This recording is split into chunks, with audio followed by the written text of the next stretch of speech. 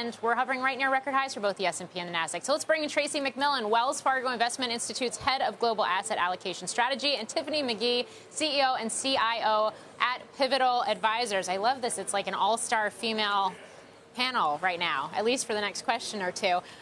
Tracy, I will start with you. Want to get your thoughts on the markets at these levels, especially as we do see a lot of risks out there potentially, whether it's talking about valuations, whether it's talking about the Fed beginning to signal a taper perhaps later this year, COVID, China, on down the list.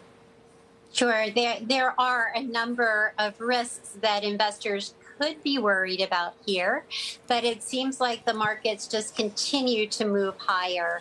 And we think that that's because the macro picture is still really supportive of equities and demand remains strong. Earnings have come in higher than analysts anticipated.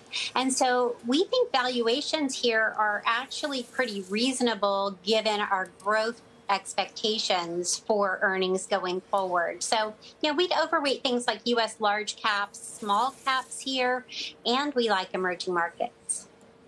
Tiffany, I'll put the same question to you. And what do you like here? Where would you be putting your money to work? Yeah, so I think it's really important first for investors to understand that we are in the early stages of the expansion in the economic cycle. And so what that looks like going forward is that, stocks go higher, but the gains are more moderate, increased volatility, and then this rotational leadership that we've been seeing all year. So I definitely like tech. I think that investors should be thinking about kind of redefining the cyclical trade. So where sectors like tech were traditionally more cyclical, now they're kind of functioning more like defensive stocks as things like cybersecurity and e-commerce adoption become really more of a matter of survival. And Tiffany, to dig into that a little bit more, it looks like you have certain names that you specifically like and would be buying at these levels. Absolutely. So as far as cloud goes, we like Snowflake. They had an incredibly strong second quarter. Their total revenue was up 104% from last year. They've got this high net quarterly retention rate of 169%, which is really best in class for the industry.